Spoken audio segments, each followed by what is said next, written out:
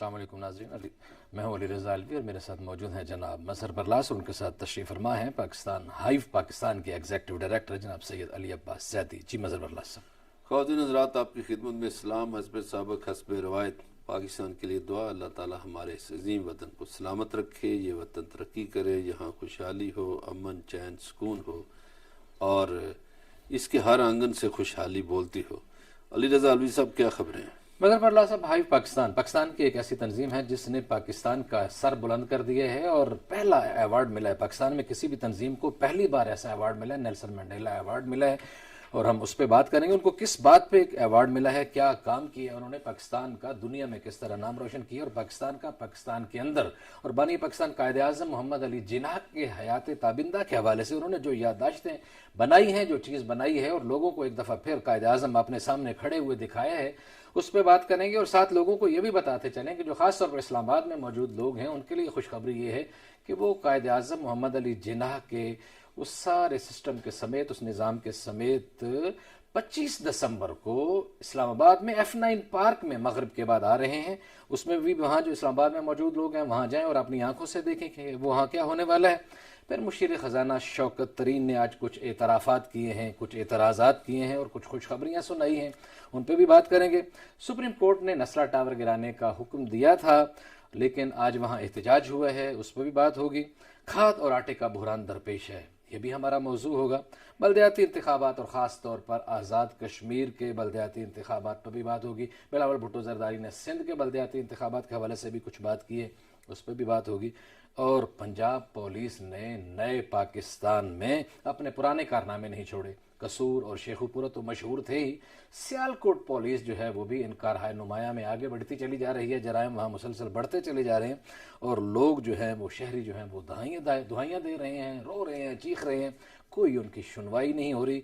ये भी मौजूद बहस होगा। लेकिन सबसे पहले हम आपको बताते हैं कि हाइव पाकिस्तान ने क्या किया है। इस हवाले से हमारी रिपोर्टर आफ्ताब जहां ने एक रिपोर्ट तैयार की है। सबसे पहले वो रिपोर्ट सुनाते हैं, फिर उस पर बात करते हैं।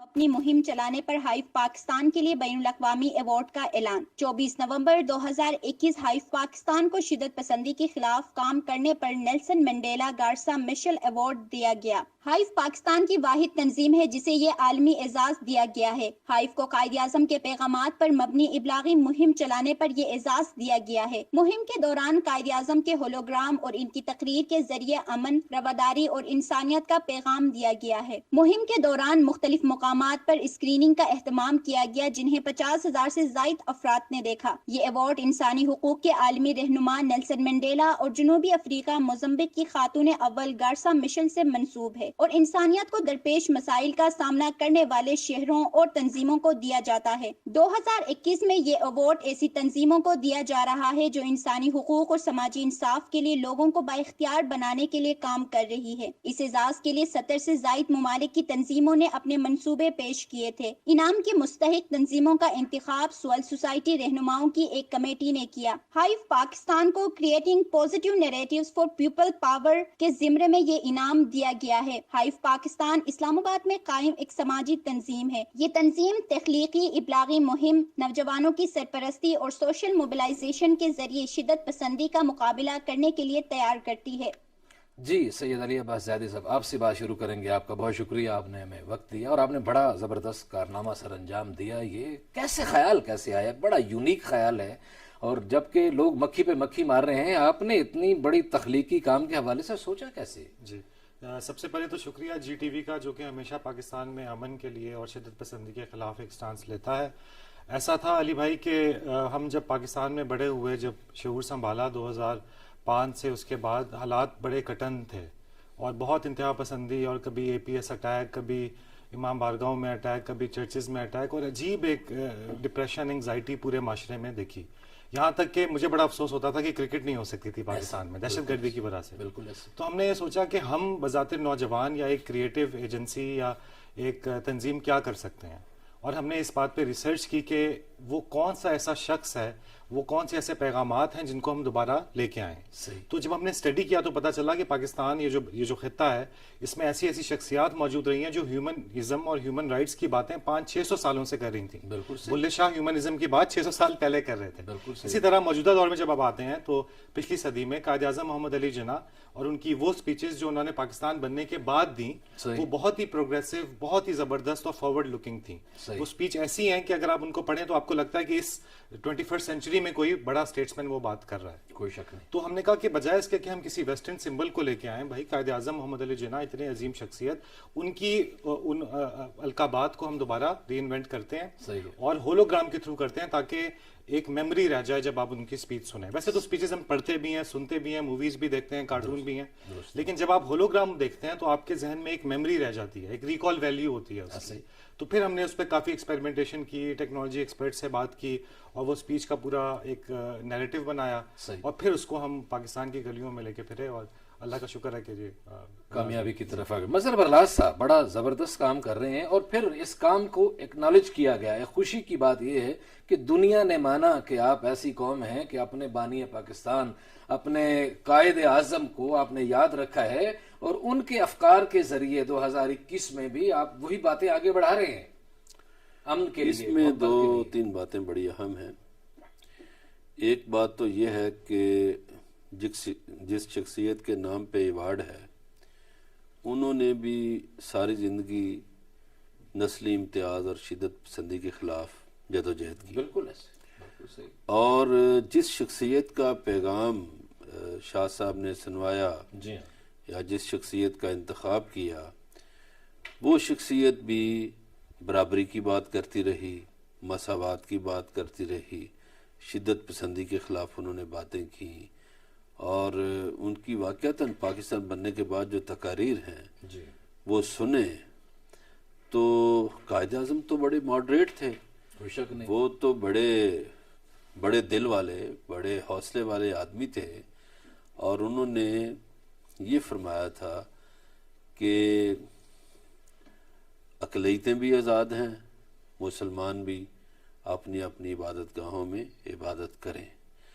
مگر یہ بدقسمتی ہے ہماری کہ وقت کے ساتھ ساتھ ہم قائد اعظم کے فرمودات کو بھول گئے. چونکہ جب پاکستان بنا تھا تو ہمارے پاس 23% اقلیتیں تھیں. درست ہے. اب وہ اقلیتیں 4% رہ گئی ہیں. اب جو 19% تھے وہ پتہ نہیں کہاں چلے گئے, یا ملک بدر ہو گئے یا کنورٹ ہو گئے. اس بحث میں نہیں پڑھتا, لیکن ہمیں سوچنا چاہیے, ہمارے لیے لمحہ فکریہ کہ ایسا کیوں ہوا اور ہمارے ہاں شدت پسندی کیسے آ گئی. یہ درست انہوں نے فرمایا کہ ہمارے اسکولوں پر حملے ہوتے رہے, مساجد پر حملے ہوتے رہے, امام بارگاہوں پر حملے ہوتے رہے, مزارات پر حملے ہوتے رہے. لیکن میں ایک اور دوسری بات جو کروں گا وہ یہ ہے کہ پاکستان میں بہت سی سماجی تنظیمیں کام کر رہی ہیں, مگر وہ تنظیمیں کوئی بچوں کے حقوق کے لیے کام کرتی ہے, کوئی عورتوں کے حقوق پہ کام کرتی ہے, کوئی قیدیوں کے لیے کام کر رہی ہے, کوئی بیماروں کے لیے کام کر رہی ہے, کوئی بزرگوں کے لیے کام کر رہی ہے. میرے علم میں یہ پہلی پاکستانی تنظیم آئی ہے جو فکری سطح پہ کام کر رہی ہے اور جنہوں نے ایک تعمیری سوچ دی ہے معاشرے کو, اور وہ سوچ بھی بانی پاکستان کے حوالے سے دی ہے کہ یہ جو ہمارے ہاں بہت سی سیاسی پارٹیاں آئیں یا سیاستدان آئے, انہوں نے قائد اعظم کی, یا مورخین بھی ایون آئے, انہوں نے قائد اعظم کی تقاریر کو کہیں نیچے دبا دیا. تو یہ زیادی صاحب کا ایک تو بہت بڑا کام ہے. دوسرا یہ پاکستان پر ایک احسان ہے, اور پاکستان کی نئی نسل جو ہے وہ آگاہ ہو سکے گی کہ ہمارے قائد جو تھے جنہوں نے پاکستان بنایا ان کی سوچ تو یہ تھی. تو یہ جو بعد میں سوچ آ گئی تنگ نظری والی, یہ تو کہیں اور سے ہے. جی ہاں, اس میں بھی بڑی بات ہو سکتی ہے تنگ نظری والی. لیکن علی عباس زیادی صاحب میں آپ سے یہ پوچھنا چاہوں گا, اب تک آپ کن کن شہروں میں یہ پروگرام کر چکے ہیں, اور سنا ہے کہ آپ 25 دسمبر کو اسلام آباد آ رہے ہیں. اس پروگرام کے ساتھ؟ علی بھائی ہم نے اپنی مہم کا آغاز قصور سے کیا، بلے شاہ کے شہر سے، اس کی ایک سمبولک ویلیو تھی. صحیح. اور پھر ہم سوات گئے. اب سوات کی بھی بڑی سمبولک ویلیو تھی، کیونکہ 2008 میں جس گراؤنڈ میں طالبان کے لیڈر نے اسپیچ کی تھی کہ اب سوات ہمارے قبضے میں ہے، اسی گراؤنڈ میں ہم نے قائد اعظم کی اسپیچ چلائی. کیا بات ہے، اور ہزاروں نوجوان سوات کے موجود تھے کہ اب پاکستان واپس آ چکا ہے، اب جناح کا پاکستان واپس آ چکا ہے. پھر ہم نے قائد اعظم کے مزار پہ کراچی میں، ہم نے مینار پاکستان میں، ہم نے فیصل آباد میں، اب ہم 25 دسمبر کو اور 24 اور 25 دسمبر کو اسلام آباد میں سیریز آف ایونٹس ہیں. اور یہ 4-5 مقامات پہ ہوں گے. جو سب سے بڑا ایونٹ ہے وہ F9 پارک میں 25 دسمبر کو مغرب کے بعد ہوگا. اور ہم یہاں پہ رکیں گے نہیں. اس کے بعد ہم انٹیریئر سندھ جا رہے ہیں انشاءاللہ. پوری انٹیریئر سندھ میں 6 سے 8 بڑے شہروں میں، ساؤتھ پنجاب میں، اور ہر جگہ یہ پیغام لے کے جائیں گے جہاں جہاں ہمیں. اور اسلام آباد کے باقی کن کن جگہوں پہ کر رہے ہیں تاکہ جو اسلام آباد کے ناظرین دیکھ رہے ہیں، ابھی آپ کا پروگرام آپ کو سن رہے ہیں، وہ تاکہ وہ وہاں شرکت کر سکیں؟ اچھا، F9 کے علاوہ کوئی جگہ بھی کنفرم نہیں ہے تو میں کہہ نہیں سکتا. شاید فاطمہ جناح پارک جو کہ پنڈی میں ہے، شاید باراکہو میں، ابھی دیکھ رہے ہیں. اچھا، پلان کر رہے ہیں. ہمارے فیس بک پیج میں اس کی ڈیٹیلز آ جائیں گی. اوکے. اور اس میں ایک اور صرف ناظرین کو بتانے کے لیے، مجھے تو پتا ہے کہ لوگ اس میں خود از خود شریک ہو سکتے ہیں، اس کا کوئی ٹکٹ نہیں ہوتا، وہ آئیں اور آپ کی بات سنیں. جی، یہ دیکھیں رفاع عامہ کا پیغام ہے، کوئی اس کی فیس نہیں ہے، بلکہ آئیں، ملی نغمے بھی سنیں. صحیح ہے. فیملی ایونٹ ہے. اچھا. اور ہم اپنی پاکستان میں بسنے والے مختلف گروپس، آئیڈینٹی گروپس جیسے کہ کرسچنز، ہندوز، اور جس بھی مذہب اور جس بھی آئیڈینٹی سے آپ ہیں، آپ اس کے ساتھ آئیں. اس کو چھوڑ کے نہ آئیں. بالکل. آپ پہ کچھ مسلط نہیں کیا جائے گا، ہم آپ کو اپنائیں گے. ویسے تو شاہ صاحب آپ کی تنظیم کی مینجمنٹ ہی بہتر فیصلہ کرے گی، لیکن ایک مشورہ ہے کہ ایک دن آپ چونکہ اسلام آباد میں کر رہے ہیں تو پنڈی بھی ایک بڑا شہر ہے، دوسرا دن آپ جو 24 دسمبر کا ہے پہلا دن وہ پنڈی میں گزاریں اور جناح پارک میں گزاریں. صحیح ہے. تاکہ جناح کے حوالے سے باتیں ہو رہی ہیں اور جناح پارک میں تو جناح پارک میں ہو، اور دوسرے دن جب آپ اسلام آباد میں آئیں تو یہاں بھی فاطمہ جناح پارک ہے. بالکل صحیح ہے. تو وہ تاریخی حوالے بھی آپ کو مل جائیں گے اور 2 بڑے شہر بھی کور ہو جائیں گے. بالکل صحیح. تو علی عباس زیادی صاحب، یہ ایوارڈ کے لیے کیسے، یہ بھی بڑی کامیابی کی بات ہے، بڑی خوشی کی بات ہے، کیسے ہوا وہ؟ انہوں نے از خود رابطہ کیا، آپ نے اپلائی کیا، کتنے لوگ تھے آپ کے کمپٹیشن میں، کمپیٹیٹر، اور اس سے پہلے بھی کبھی کسی کو یہ پاکستان میں ایوارڈ ملا ہے؟ یہ آپ ہی خوش نصیب ہیں. جی، اس کا ایک اوپن اپلیکیشن پروسیس ہوتا ہے. وہ اناؤنس کرتے ہیں کہ جو یہ سمجھتا ہے کہ اس نے نئی ٹیکنالوجی کو یوز کر کے سماجی بہتری کے لیے کوئی کام کیا ہے وہ اپلائی کرے. ٹھیک ہے. تو جو ہمارے پاس ڈیٹا موجود ہے ان کی آفیشیل ویب سائٹ پہ، اس کے مطابق 70 سے زیادہ ممالک کی آرگنائزیشنز نے اس میں اپلائی کیا. نمبر آف اپلیکیشنز ہمیں نہیں معلوم، لیکن یہ کہا جا رہا ہے کہ 3200 سے زیادہ تھی، اور اس میں ہم جو ہیں وہ جیتے. تو یہ بہت فخر کی ہمارے لیے بات تھی. اور اس لیے فخر تھا جی علی بھائی، میں آپ کو بتاتا چلوں کہ اس لیے نہیں کہ ہمیں ایوارڈ ملا، اس لیے کہ ہم قائد اعظم کا وہ ویژن جو کہ چھپا دیا گیا تھا، جیسے مظہر صاحب نے بتایا، اس کو دوبارہ ابھار کے سامنے لائے. اور انٹرنیشنل لیول پہ ان کو ایک اسٹیٹس مین کی ریکگنیشن جو کہ مسنگ ہے، کیونکہ گاندھی صاحب کو دی جاتی ہے لیکن جناح کو نہیں دی جاتی، کیونکہ ہمارے ہاں تھوڑے سے مسائل ہیں. تو میرے خیال میں یہ کنٹریبیوشن جو ہے نا، یہ انشاءاللہ آئندہ آنے والی نسلیں یاد رکھیں گی.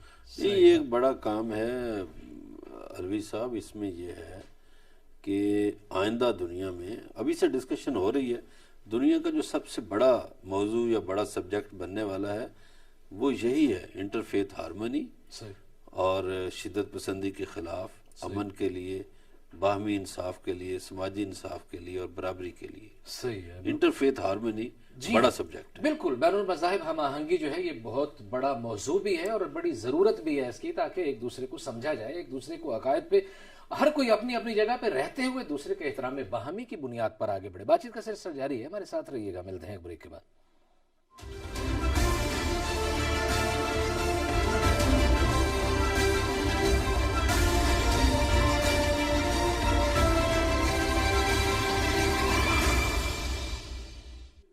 ویلکم بیک ناظرین. بریک پہ جانے سے پہلے بات ہو رہی تھی ہائیو تنظیم کے حوالے سے، ان کے کام کے، ان کے پروجیکٹ کے حوالے سے. ان کے ایگزیکٹو ڈائریکٹر سید علی عباس زیدی ہمارے ساتھ موجود ہیں. علی عباس زیدی صاحب، آپ نے بڑا اچھا کام کیا، اس کی بڑی اچھی پذیرائی بھی ہوئی، آپ کو اس کا ایوارڈ بھی ملا، ایکنالجمنٹ بھی ہو گئی. کوئی پیغام نوجوان نسل کے لیے، پاکستانیوں کے لیے کوئی دینا چاہیں؟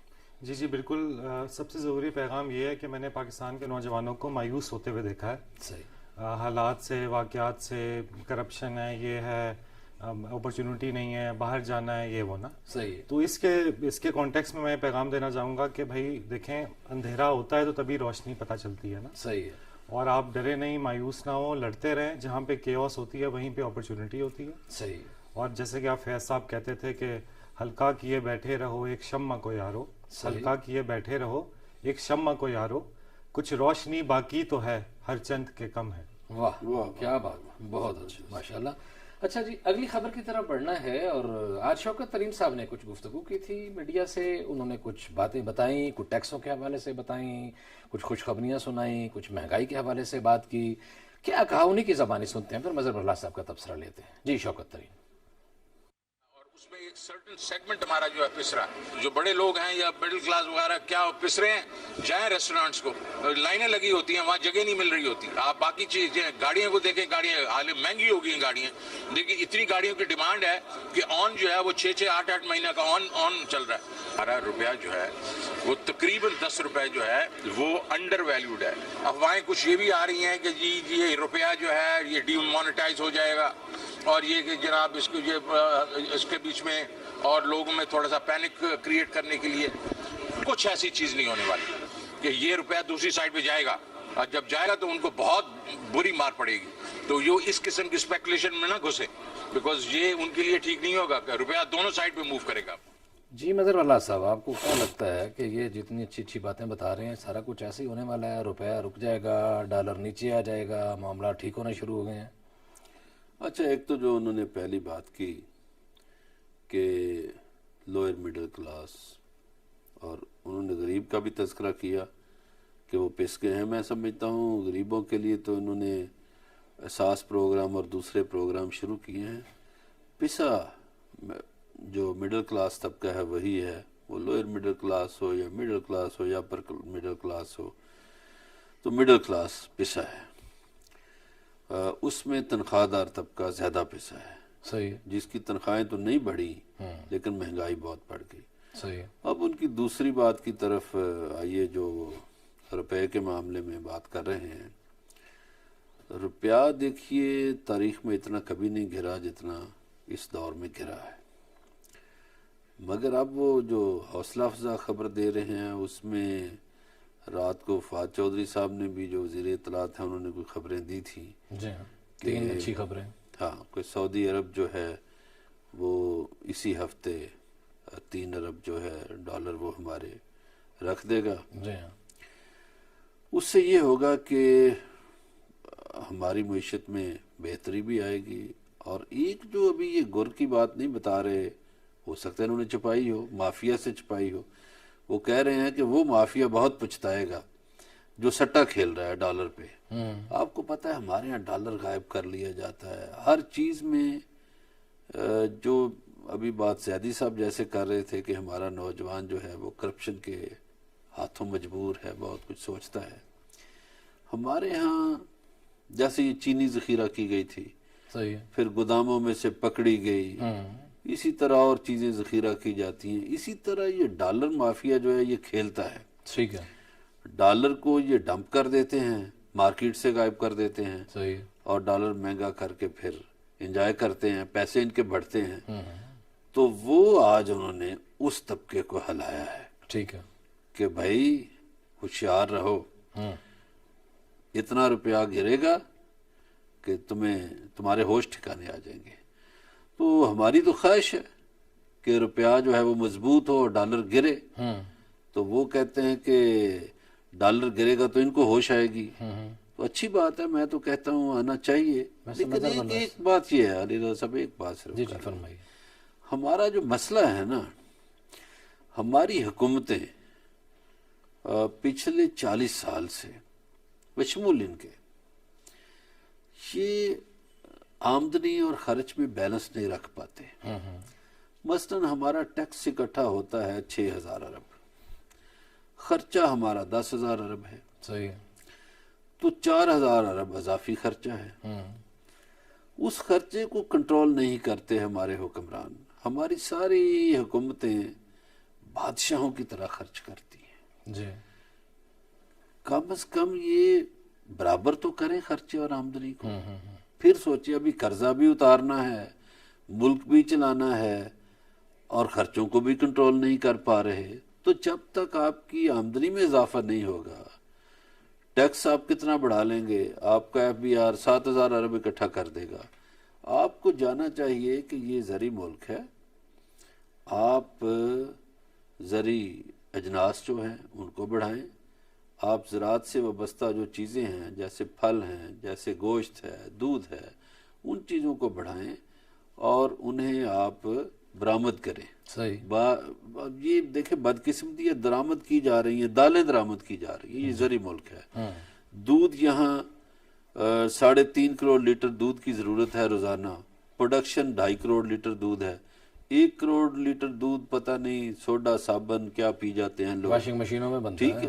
تو گزارش یہ ہے کہ انہیں اس طرف توجہ دینی چاہیے۔ پھر یہ جو ہمارا ابھی ٹھیک ہے ایک بات کہ ہمارا ٹیکسٹائل سیکٹر جو ہے وہ ترقی کر رہا ہے، اوکے، ہماری بند لومز جو ہیں جو 30 سال سے بند تھی وہ چالو ہو گئی ہیں، لیکن اس ٹیکسٹائل سیکٹر کو ضرورت ہے کپاس کی۔ کپاس اب آپ باہر سے منگوائیں گے تو آپ کا تو پھر وہی مہنگا کام ہو گیا۔ تو آپ اپنے علاقوں میں کپاس کیوں نہیں اگاتے؟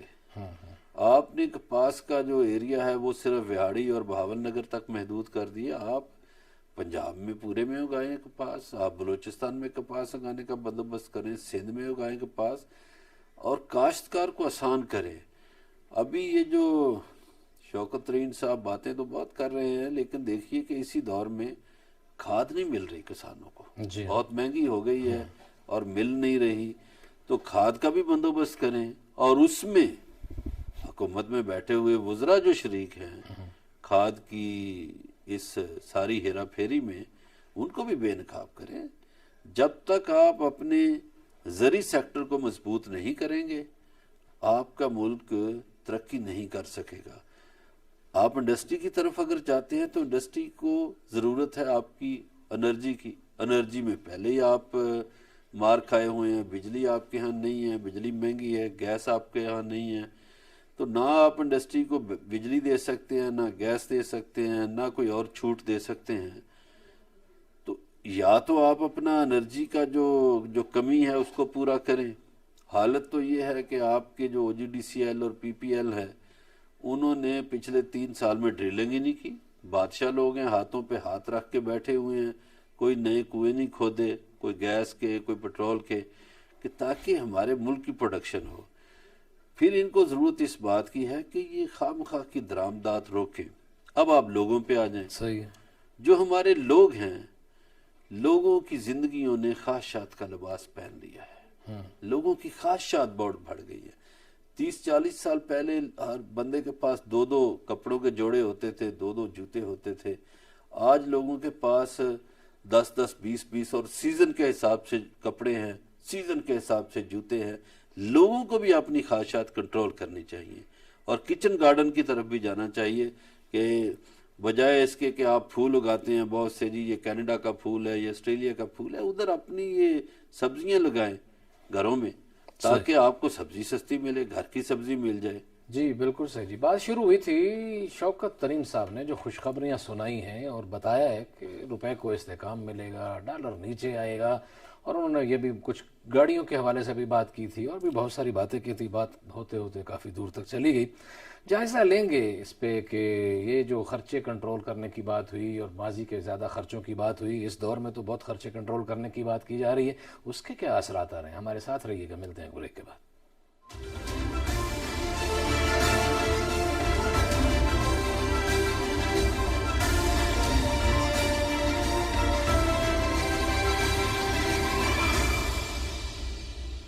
ویلکم بیک ناظرین۔ بریک پہ جانے سے پہلے شوکت ترین صاحب نے جو کچھ خوشخبریاں سنائی ہیں ان پہ بات کر رہے تھے۔ اگلی خبر کی طرف بڑھنا ہے، لیکن بدقسمتی سے اگلی خبر کوئی زیادہ اچھی نہیں ہے۔ پنجاب پولیس کے کارنامے جو ہیں نئے پاکستان میں بھی کوئی وہی پرانے ہی ہیں۔ نئے پاکستان میں بھی انہوں نے کوئی اپنے آپ میں بہتری لانے کی کوئی کوشش نہیں کی۔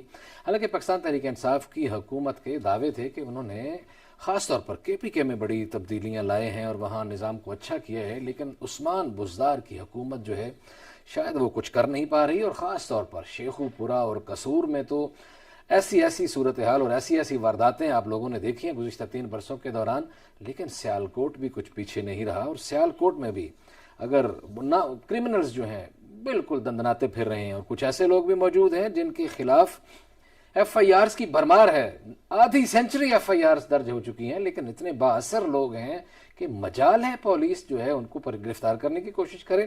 اس حوالے سے ہمارے ساتھ ٹیلی فون لائن پہ ہمارے نمائندہ سیالکوٹ، GTV کے نمائندہ سیالکوٹ رمیز حسین خان موجود ہیں۔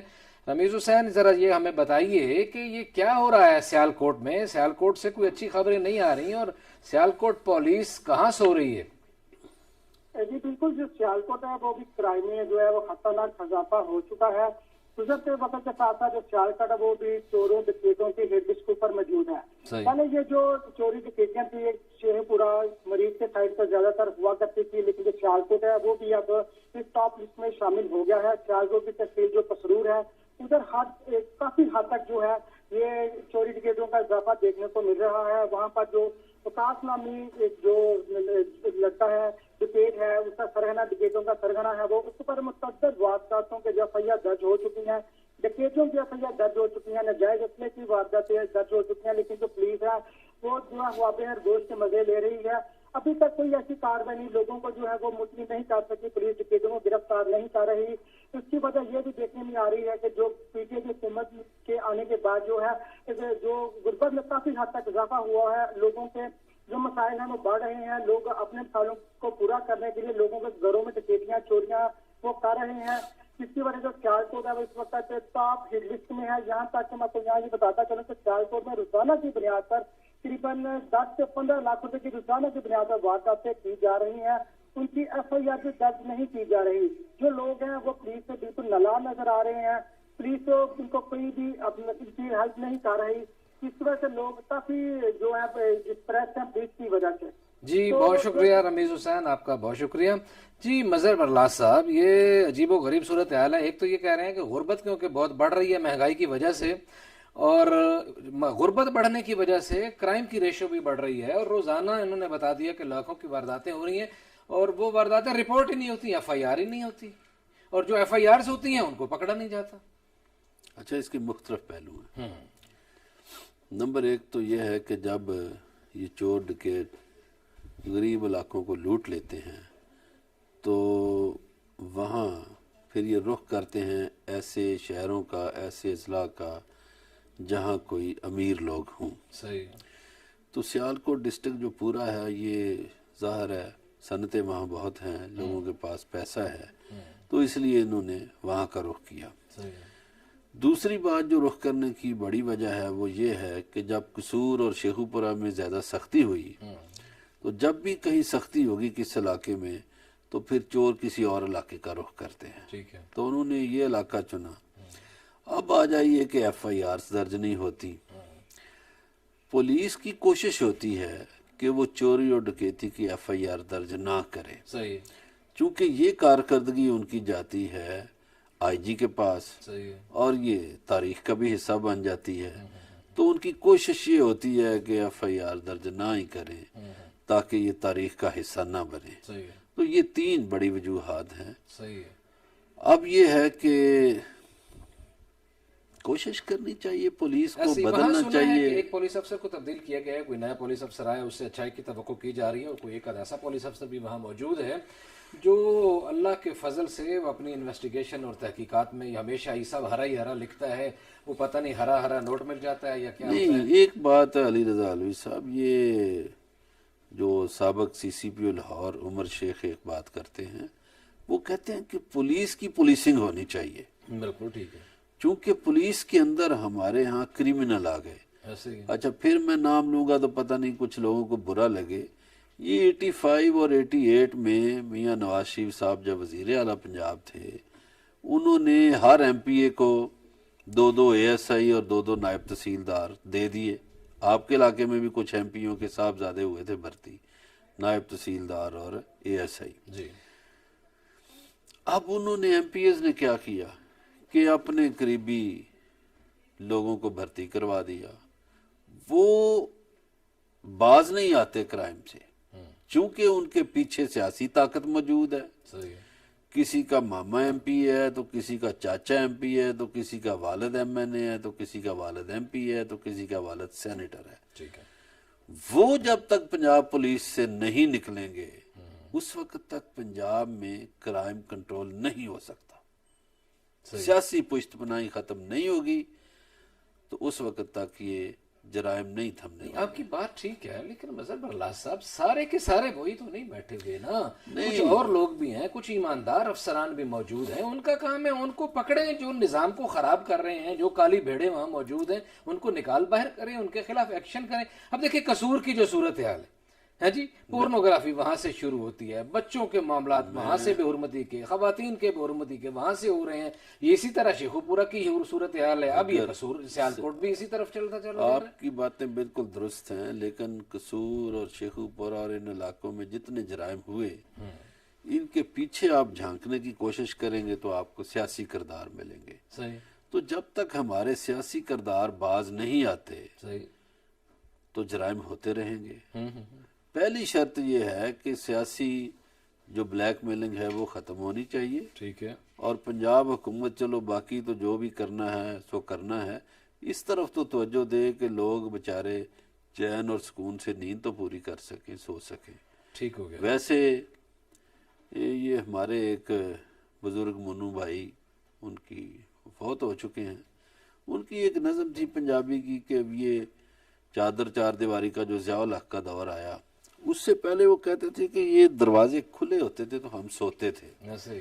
तो अब अंदर से ताले लगा के तो सारी रात जागते रहते हैं। ऐसे ही है। तो ये जो दौर बदला ना, ये सारा बुनियादी तौर पर ये जो मैंने 80s का इशारा किया ना, उससे बदला।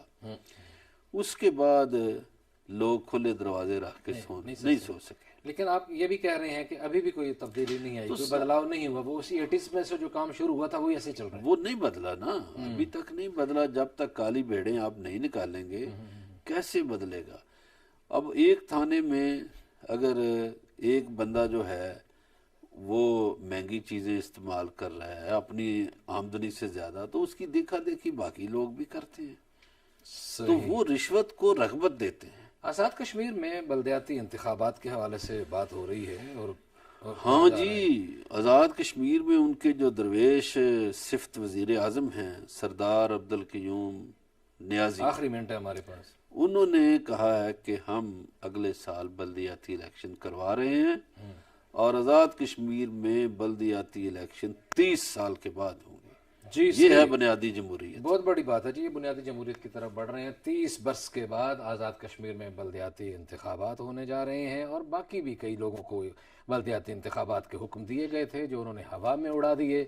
और आज सिंध से भी बाज़ गश्त आई है, बिलावल भुट्टो जरदारी ने भी कुछ इस हवाले से बात की है, लेकिन प्रोग्राम का वक्त ख़त्म हो गया, इस पर कभी फिर बात करेंगे।